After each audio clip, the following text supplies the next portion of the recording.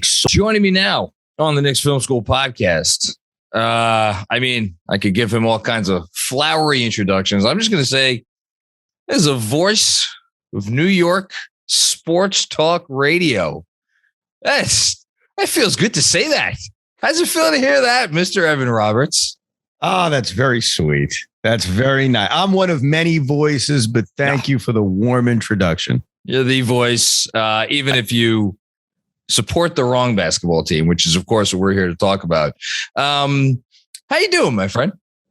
Well, I'm excellent. I root for a basketball team that has championship aspirations. I'm dreaming big every single night when I put my head down to my pillow. I fantasize about being a little inebriated at a parade sometime in late June.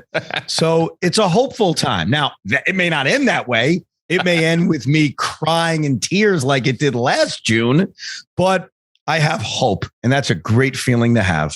So I don't want to get too off track because I do want to talk about this Knicks Nets game that is coming up and about your team generally. But last playoff series, the playoff series against the Bucks is the only play. I know you're as big an NBA fan and historian as I am. It's the only time I could remember a player losing a playoff series and coming out of it with his historical standing somehow elevated, not a little bit, right? Markedly. So everybody came out of that. Oh, this guy's the best player in the world. And it's not particularly close right now. That must have been an interesting dichotomy for you to experience in the moment. Cause I mean, that was kind of cool, right?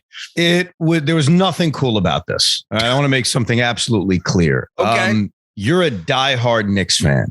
Yes, I am. And you have witnessed a lot of losing, and you have dreamt about what it would be like to win a championship. I mean, you're not old enough for 1973. You're not. I'm not old, close, but not quite. I'm not old enough to remember ABA titles in 1976 and 1974. So Kevin Durant's legacy doesn't mean that much to me. Like his legacy with the Brooklyn Nets is going to matter, and how I talk about him 20 years from now is going to matter. But my moment, my vision throughout that brutal series, and it was brutal. It was just awful. Everything about it, from Harden's hamstring to dominating them up 2-0 to how they blew game three. They freaking blew game three. Bruce Brown's mental mistake that he had with like a minute to go, to Joe Harris choking like a dog. See, you're making me relive this, but it's enjoyable for me. I'm sure you're having a great time, but everything you said about Durant's right. I'm not arguing with you. The game 5 performance was like a religious experience.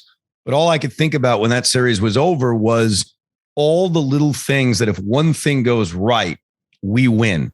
And then I assume we beat Atlanta and we beat Phoenix. Not saying that would have happened, but that's the thought that goes to your mind. I assume as much. So I get what you're saying, but as a fan, it's not about the debates that ESPN or Fox Sports has about, hey, where does Kevin Durant rank now? I don't give a damn where Kevin Durant ranks now. I want to win a championship. And no one could blame you for that. I would love to sit here too and echo those same sentiments about winning a championship. We're not in that place right now. We are in a very different place. And I know, since you are, again, the best of the best, you've been paying attention to where the Knicks are at right now. I do pay attention. You bet slight attention. I am curious because the sky the sky is generally always falling, but it is between like DEFCON. I don't know if we've ever gotten to DEFCON 1 this season. It's been up to like DEFCON 2.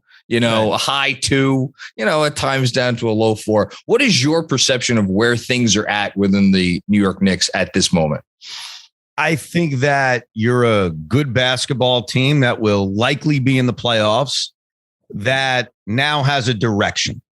And so, like, I'm like you. Even when I knew I wasn't going to win a championship, I'm into my team. Like the 2019 Nets was a lot of fun. I always joke the 2019 Nets was similar to last year's Knicks. 100%. Having a great time. You're enjoying yourself. It doesn't end with a title. But I guess my question to you back to answer that question is the state of the team long term or the state of this year's team? I'm because let's focus on the here, because it's funny you asked that, because for once in a very long time, for the first time in a very long time. I actually don't think that many fans are concerned about the long term. And no, I don't think anyone went into this. Maybe there were a few fans who went into the season thinking, hey, we could really take this thing. But for the most part, everybody was realistic about what was going to happen. I'm talking about the here and now, and specifically in terms of like, I feel like if I was to zoom out, which I'm obviously incapable of doing, I would look at a team that's basically like, okay, this team is playing roughly to where its talent level says it should play. There are issues, but there's nothing where it's like, oh my God, this is crazy that this is going on. And I'm curious if your perception matches that, because look, there's a team that was picked. Vegas had them at 41.5 and they're 10 and 8, So what are your thoughts there? I view them as a solid little basketball team. And I don't mean that in any condescending way. I know it can be taken as a condescending comment. Listen, people get on you about it. That's fine. That's fine. Look, I get it. I think they're a good, feisty basketball team that should be in the postseason. I mean, watching them every day, like, I think one of the big things I wonder about, I'm sure you wonder about, is, all right, who is Julius Randle? Is he the guy that blossomed into a superstar during the pandemic? Is he the guy that you wanted to just get rid of before the pandemic? He's a good player. He is what he is. Is he a number one option on a championship team? No. I like the fact that your head coach basically has the guts to say, I'm going to ride with what's working on the floor. Like the other night, Julius didn't check back into that game until that game was clearly decided. Yeah. I think it's about seeing, okay, how good can IQ get? I mean, he had a very good night the other night, hitting a bunch of big shots. Even before that, I thought he was playing well. So it's about saying, all right, how good can he get? Obi Toppin is like the monster key. I mean, to me, just from the outside, I'd want to see Randle and Toppin on the floor a hell of a lot more, despite the defensive efficiencies that they have, because that's the only way Obi Toppin's going to get big minutes. And Obi Toppin is still a guy that you view, based on where he was drafted and the talent that he has, as this is supposed to be a big part of our future. So the better IQ gets, the better Obi Toppin gets, the better your team can be, because they're two of the young building blocks that you hope you're rooting for the next half a decade. But that's been the nice thing about it's a gift and a curse, because for once, it's not about we have to play these kids for the long term. I think everybody's of the opinion that you have to play Obi Toppin more minutes right now because you want to be better right now. Because he helps you now. Yeah. Yeah. And there's obviously on-off numbers that bear that. And if you just watch the fucking kid, he's electric. You don't even need like numbers or breakdowns. Like the Knicks are better when Obi Toppin's on the floor. He's also incredibly exciting, and you see him getting better. You see the improvement. Like, to your point, last year, I remember as you guys were winning, you're going to put the guys on the floor that give you the best chance to win. And you're not necessarily going to think about developing this guy or that guy. Well, here's the funny thing, and this is great for you, actually. And you know it. I'm not telling you something you don't know. When Emmanuel Quickly and Obi Toppin are on the floor, you do have a better chance to win. So it's a great win-win situation where you can develop your young guys and give yourself and your team a better chance to win. It is a good situation, even if Quickly's played a good amount. He's averaging like 22 minutes a game. Even if Toppin hasn't played as much as some people would like. I am curious how that situation resolves itself. I think it's the elephant in the room for most Knicks fans right now, because Randle obviously is here and does not seem to be going anywhere anytime soon. Overall, I would say I'm a little disappointed in how the team has played. What'd you expect? Like, I don't mean to be a jerk, but what were the expectations? 50 wins? Oh, God, no. I think I went on record publicly and said 47, even if I, listen, as Andrew's rolling his eyes in the background. You're dealing with a guy, and take this as a compliment, who listens to your podcast. I appreciate that. I know what you've said. And I recall, correct me if I'm wrong, during your predictions podcast that you did, boy, I want to pick the Knicks to finish ahead of the Nets. I really do. Like, you had to talk yourself out of doing it. Listen, and you gotta have some fun with it.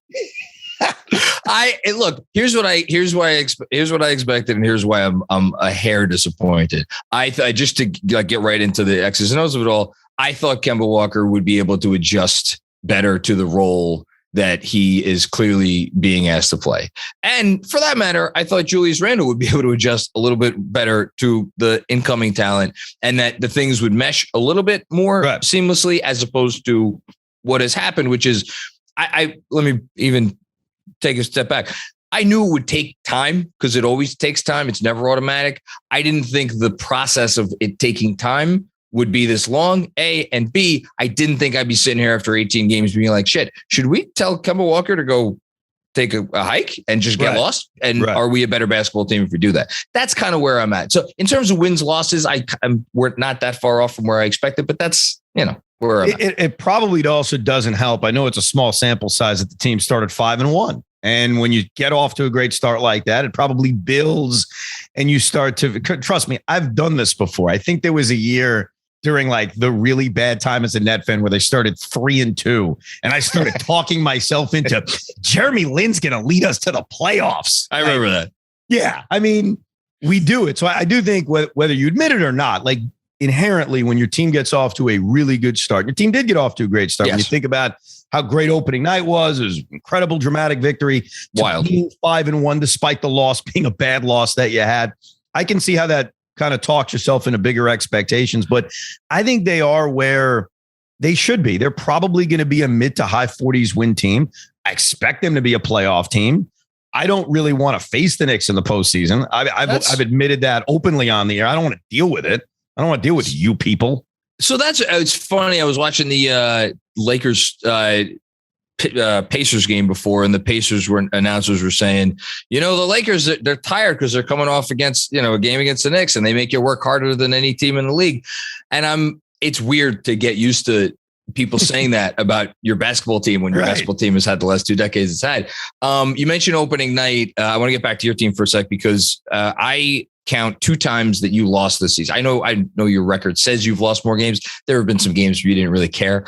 You lost to the Bucks and you lost to the Warriors. I am wondering. Got killed. I'm trying to be kind. You're the I'll guest. say it. They got their asses kicked by the Bucks and the Warriors. I'll say it for you, man. Embarrassing.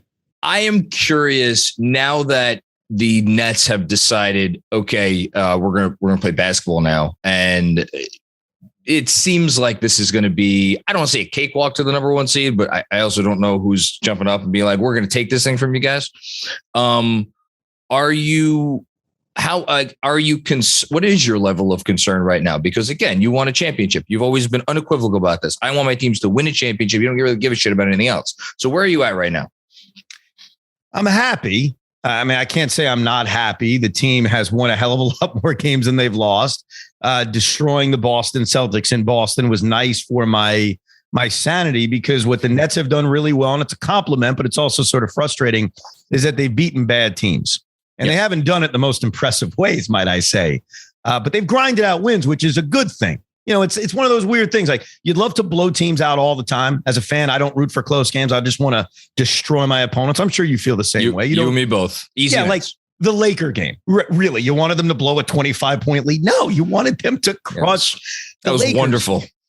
Yeah. So I think that because their losses have been against good teams, because they've had these ugly victories, that their record probably says something different than someone who watches every game. You don't feel necessarily as confident about it.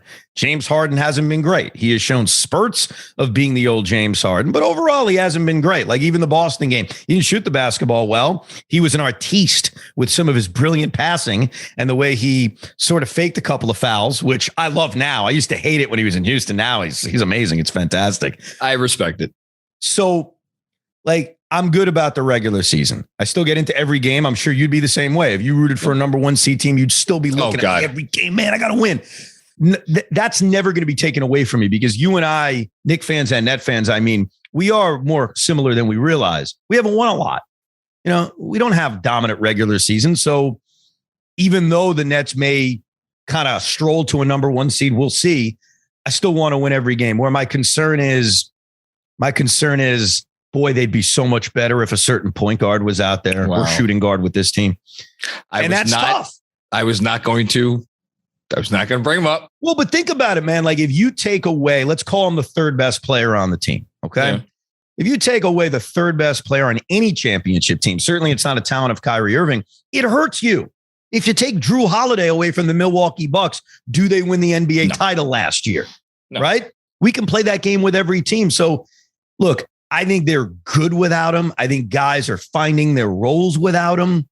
But my God, it would be so much easier if freaking Kyrie Irving was on the floor. So that's my concern as we get closer to the postseason. Like, the Bucks have handled the Nets ever since game 3 of that series. Nets blew them out in the first 2 games. Well, let's think about what's happened since then. So I think the regular season games to follow will also kind of dictate how I feel about things. But there is the back of my mind worry that, my God, yeah, we're a good team. Yeah, we may get the number 1 seed. Yeah, Kevin Durant's awesome and he's a god. But wouldn't it be nice if a certain Kyrie freaking Irving was on the floor? You and your first world problems. World's smallest violin is playing over here. So these 2 teams play next week. I expect it to be a fun game. I thought, unless I'm misremembering something, I thought all the games last year were fun. They were very competitive. Yeah. Yeah. I thought the Knicks got up for them. The fake comeback that was almost not a fake comeback in that one game was especially a good time. Remember when you guys and Julius were crying about that, the continuation, I think it was, that wasn't called a continuation. It was. Is that what it was? Travel call. And I looked up that rule and I still stand steadily in dispute of that call that night. I'm just, we have so little. So I expect a good game. I think it matters more for where the Knicks are at right now as a team. I'll just say it. I think it's a measuring stick game for them because here's the thing. I don't think the Knicks have really played a great team this year. But that's the other part of it. I don't know how many great teams there are in the league. I mean, we've played the Bucks, but the Bucks have not been fully healthy. Haven't played the Warriors. I mean, it's Warriors, Bucks. Suns a great team, I guess. Yeah, maybe. We'll see. Well, think about it. To your own point, if you're not going to include the Bucks, and I understand they got off to a tough start. They're playing a lot better now. They were hurt. That's the only reason why. Right. Who's great then? I mean, it's funny. Like, if Phoenix isn't great, then who is it? It's the Warriors and the Nets. That's it. Like, we're the only great teams in the league, maybe. No, but that's what I'm saying. It's a strange year. It's an interesting year. And that's why I think, again, it is an important year for the Knicks. The X's and O's stuff, Kemba's not the long-term point guard. That'll work. It's about just keep the good vibes going. And that is why I do think this is an important game. Go in, show a commensurate level of effort. The Knicks have been in every game in the second half. And I hope that is the case again. I just before I let you go, I want to one more thing. You said you really don't want to play the Knicks. I give me some more on that because that's the best I got. That's awesome to hear that. Why don't you want to play us? Come on, give it to me. May not be the reasons you're hoping it is. It's not because I'm afraid of playoff Julius Randle or Kemba Walker's going to find a fountain of youth. It's because you're a Met fan or are you a Yankee fan? I forget. Which baseball team do you root for? I honestly can't in good conscience even say that I'm a Met fan at this point, but this is a Mets household. Okay. Yeah. Well, I'm a Met fan as well. And one thing Yankee fans always used to tell me when we would play in the Subway Series is this is your World Series. You beat us one time in a 3-game series, you're going to get bragging rights. The 2000 World Series, Yankee fans told me we had to win that series. We could not live in a lifetime where we lose to you. That's what it's about. Like, Tuesday night at Barclays Center is not a fun night for me because there's a lot of Knicks fans. I'm not one of those Net fans that say we're taking over the city or we're this or we're that. The Knicks are a more popular team. Let me make that absolutely clear. The Nets are growing fans. That's great. They can sell out their own playoff games despite some of you mocking James Harden's promo code. But that's not the point. There will be a lot of Knicks fans in my freaking building. I don't like that. I'm sure you didn't like when Laker fans were in your building years ago and were chanting MVP at Kobe or MVP for Steph Curry like I experienced a few weeks ago. We lose a game to you in a series. We win in 5. We win in 6. God forbid we lose. I'm never going to hear the end of it because this isn't just Knicks Nets. This is the Nets with an all-time great player. So it's not a basketball reason. Like, if we're going to talk basketball, we're a better team. We should beat you in 5, maybe 4 even. It's, God, man, I can't deal with losing a game to you. Not you. You're a good Knicks fan. That's why I listen to you. And I listen to Knicks Fan TV. You two guys are the 2 Knicks fans I like. The rest of them, most of you listening, you know who you are. You're scum. Winning fans left and right. I'm going to pay you back. You are one of the very few people I listen to, for one, and two, to pay the compliment to your basketball team. They were the team last year that I wanted to beat more than any other. And I remember it was one of the post games, Andrew could probably recall better than me, where maybe it was the Randall travel, whatever game, where I just sat there and I was literally muttering to myself in front of my laptop, God, I really wanted to get that fucking game. And I couldn't get over it because I just so badly wanted to beat the Nets. And for me to sit here and have to admit that the little brother now matters, that sucks. And I don't like it. And I don't like how it feels. And I want it to feel differently. And that's why I would very much like for the Kevin Durant, James Harden, and he who shall not be named era to be over with. And for the Knicks to, get back on there. I don't know if you realize this. Kevin Durant extended with the Brooklyn Nets. He's going to be here for 5 more years. I've heard. How many, I'm going to put you on the spot. How many more years? Because he's the best basketball player in the world right now. Steph Curry's probably the MVP, but Kevin Durant's the best basketball player in the world. How many years is KD the best basketball player in the NBA? Oh, man. God, I don't need, what's funny about that question? If Kyrie Irving is back and vaccinated or the rules change, because I don't think he's ever going to get vaccinated. That may be a different podcast, but it will never, ever, ever happen. We're going to need New York City rules to change. But if Kevin Durant is teammates with Kyrie Irving and James Harden during that 5-year time period, the answer to that question will be less important because you'll have 3 aging superstars getting old together in which each of them can cover up their deficiencies as they get old. If Kyrie doesn't come back, and just that, because Harden, I think, is going to re-sign, but he's going to get old and it's going to get ugly. Let's all be honest about that. That situation is also worth paying attention to. Again, we all assume he's going to resign, but it's the fact he hasn't extended yet. You mean? Yeah. Well, he's in line to make a lot more money by waiting. I know. But ask yourself this question, because this is weird to me.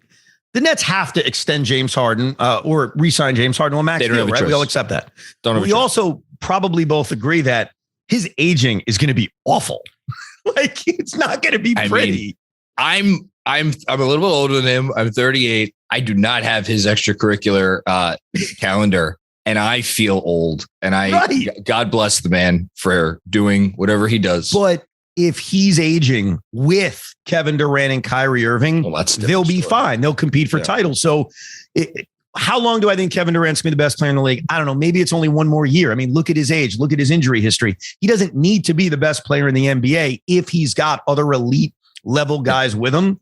So look, I'm glad Kevin's going to be on my team for the next 5 years. That's great. He'll be my guy, which is cool. But it's really going to be important to have those other stars around him so that if the answer to that question is, he's now the 8th best player in the league, or he's the 10th best player in the league, or he's what LeBron is right now. LeBron's still good. He's not the best player in the league. He can't stay healthy. He's old. It happens, but will make life easier if you've got those guys around you. That's why, let's win a freaking title now. Enough of the waiting. I can't. And by the way, here's why you should feel bad for me. No, in all seriousness, first world problem. No. If you were really close to an NBA championship, you had elite level guys, you would realize deep in your soul, boy, I better win now. Oh, yeah. Because if I don't, it's never going to happen.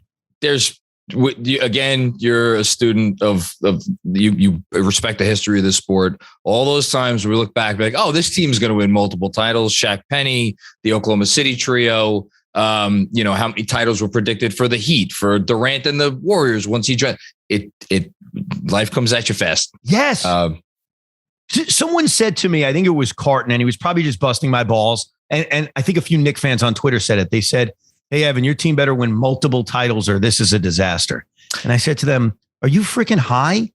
Multiple titles? Just one. Just one, baby. One.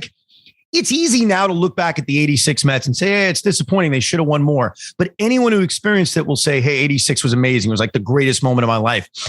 You don't need to win multiple titles. Again, if the talking heads on ESPN and Fox want to debate that concerning Kevin Durant's legacy, they go do whatever the hell they want. You don't care about those debates. I don't care about those debates because you and I'm pretty sure everybody listening can agree on one thing. We want to see our team win a championship. That's one. If we get 2, a dying piece. Just one. it's a great point. I can't think of any situation where a team has only won one championship and it is a disappointment. This was a ton of fun. Last question. Favorite side that you are looking forward to tomorrow as we're recording this on Thanksgiving Eve? My father-in-law makes the greatest stuffing in the history of stuffing. So I look forward to it every year. And then he makes so much of it that we have leftovers for the next 3.5 weeks. So, God, I'm excited for that stuffing. Kind of like the Nets stuffed the Celtics in Boston. You had to get that in there. Not that anybody listening to this needs this information, but please, before you sign off, can you let the folks at home know where they can find you?